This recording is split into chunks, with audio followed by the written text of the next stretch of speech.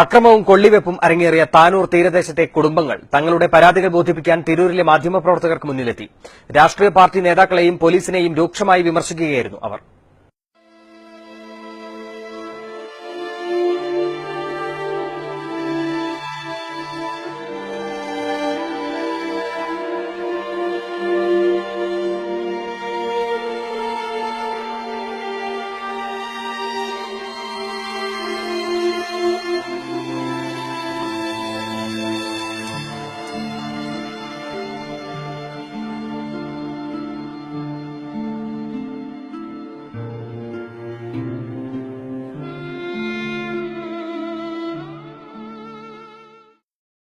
കൂട്ടരും കുറെ ആയി ഈ സംഘർഷമായിട്ട് നാട്ടിൽ നിൽക്കണ്. ചെറിയ ചെറിയ പ്രശ്നങ്ങള് ഇങ്ങനെ ഒരാൾ കോറും, അപ്പൊ മറ്റാൾ വീട് ആക്രമിക്കും, അപ്പൊ വേറൊരാൾ എന്തെങ്കിലും ചെയ്യും, അപ്പൊ മറ്റൊരു വേറെ ടീം, ഇങ്ങനെ അവര് തമ്മിൽ നിരന്തരം പ്രശ്നമുണ്ട്. അപ്പൊ നമ്മൾ കരുതൂ നമ്മളൊരു പ്രശ്നത്തിലില്ലാത്ത ആളുകള് വേറെ വിഭാഗം നമ്മളവരൊരിക്കലും ആക്രമിക്കൂല. നാട്ടിലിങ്ങനെ നമ്മളെടുത്ത് ഞമ്മക്കെന്ന് പറഞ്ഞാല് സമാധാനത്തിൽ ജീവിക്കുക വീട്ടിനുള്ളില്.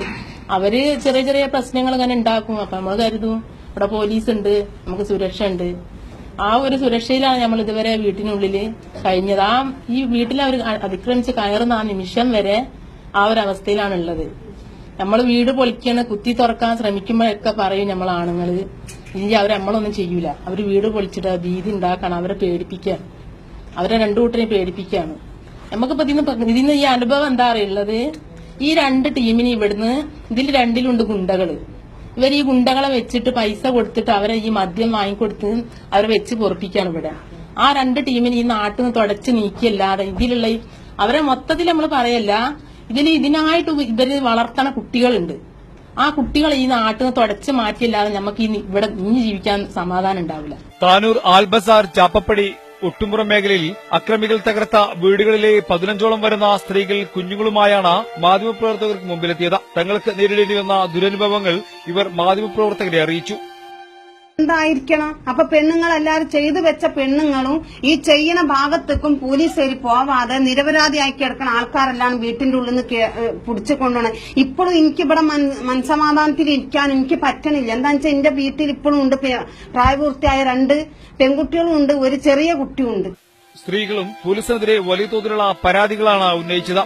ഇന്നേ വരെ ഒരു പ്രശ്നവുമില്ലാത്ത മേഖലയിൽ പോലും പോലീസ് അതിക്രമം കാണിക്കുകയും ഒരു രാഷ്ട്രീയ പാർട്ടിയിലും ഇല്ലാത്തവരെ പോലും ബലം പ്രയോഗിച്ച് വീട്ടിൽ നിന്നും ഇറക്കിക്കൊണ്ടുപോയതായും സ്ത്രീകൾ ആരോപിച്ചു. പോലീസിനെ ഭയന്നോടിയ പല യുവാക്കളെക്കുറിച്ചും ഇന്നേ വരെ ഒരു വിവരമില്ലെന്നും വീട്ടമ്മമാർ പറയുന്നു. മോൻ എവിടാണ് എന്നാന്ന് പോലും ഇന്ന് വരെക്കും കണ്ടിട്ടില്ല. 5 ദിവസമായി ഒരേ നയിച്ചിട്ട് തരണ്ട മോനാണ്. അതിന്റെ ഏട്ടനൊന്ന് കടലിൽ പോയി മരിച്ചു. പിന്നെ അതിന് തിരുളോണ്ട് ഞങ്ങൾ 5-8 കയ്യെന്താണ് ഇട്ടെന്നാ പോലീസിന്റെ പിടിപ്പെട്ടിന്നൊന്നും അറിയാൻ പറ്റില്ല. പേടിച്ച് പോയതാണ്.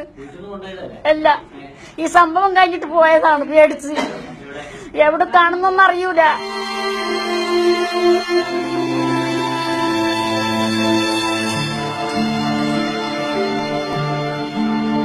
ലീഗ് CPM കക്ഷികളെയും കടുത്ത ഭാഷയിലാണ് അമ്മമാർ വിമർശിച്ചത്. പാർട്ടിയിലേക്ക് ആളെ കൂട്ടാൻ മദ്യവും മയക്കുമരുന്നും നൽകി യുവാക്കളെ അക്രമത്തിലേക്ക് തള്ളിവിടുന്നത് പാർട്ടി നേതൃത്വം തന്നെയാണെന്നും ഇതിന് അറുതി വരേണ്ട കാലം അതിക്രമിച്ചതായും വീട്ടമ്മമാർ ആവശ്യപ്പെട്ടു. ഇത്തരക്കാരെ പ്രദേശത്തു നിന്ന് നീക്കം ചെയ്താൽ മാത്രമേ കടലോര മേഖല സമാധാന അന്തരീക്ഷത്തിലേക്ക് മടങ്ങുമെന്നും ഇതിന് എല്ലാ അമ്മമാരുടെയും സഹകരണം ഉണ്ടാകണമെന്നും ഇവർ ആവശ്യപ്പെട്ടു.